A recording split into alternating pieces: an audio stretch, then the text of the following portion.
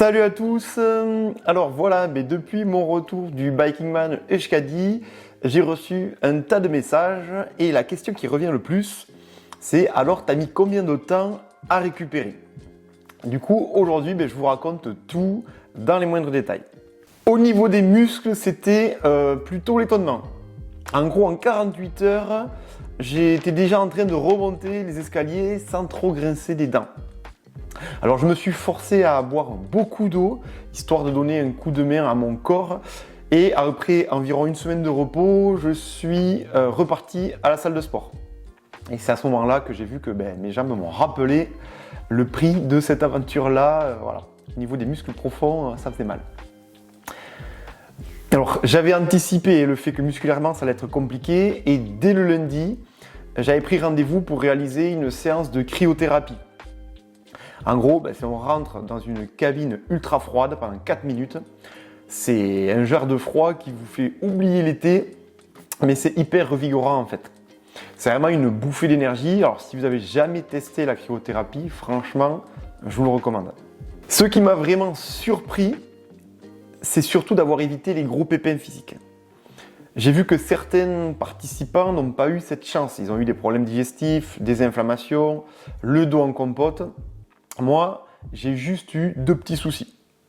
D'abord, au niveau de la main, j'ai eu des ampoules au niveau de la paume de la main. Je pense que c'était dû au fait que je portais des gants et avec la transpiration, ça m'a créé beaucoup d'ampoules. Mais je les ai retirées au bout de 3 jours, ces gants, et les ampoules ont eu le temps de commencer à cicatriser. J'avais de moins en moins de douleurs sur le vélo.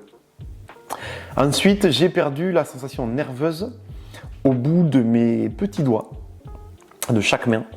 Et là, ça fait 3 semaines après que je tourne cette vidéo et j'ai toujours pas retrouvé toutes mes sensations.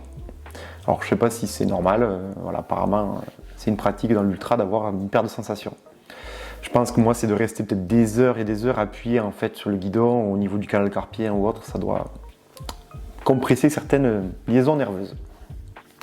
Le second pépin, c'était une irritation de ma peau au niveau de la selle. Alors, rien de grave. Quelques irritations, mais avec la chaleur et les frottements, par moments, c'était un peu sensible. Alors après l'épreuve, et après quelques jours de crème magique, la Dépantène, tout était nickel. Le plus compliqué, finalement, ça a été de rattraper mon retard de sommeil. Pendant toute la semaine, j'avais l'impression d'être fatigué, mais vraiment le genre de fatigue qui vous cloue sur place, comme un lendemain de fête en fait, mais pendant toute la semaine. Alors du coup, j'ai dormi comme un bébé, avec des siestes. Pendant une semaine tout entière, en fait, c'est ce qu'il m'a fallu pour retrouver un rythme normal. 10 jours après avoir terminé le Biking Man, je suis remonté sur le vélo, et quel bonheur!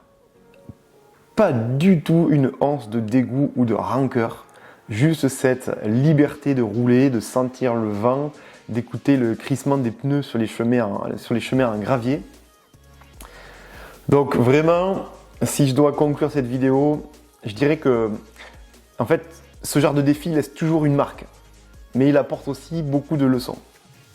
Et donc avec du repos, des soins adaptés et une bonne dose de patience, on s'en remet. Et la passion, elle ne prend jamais de repos.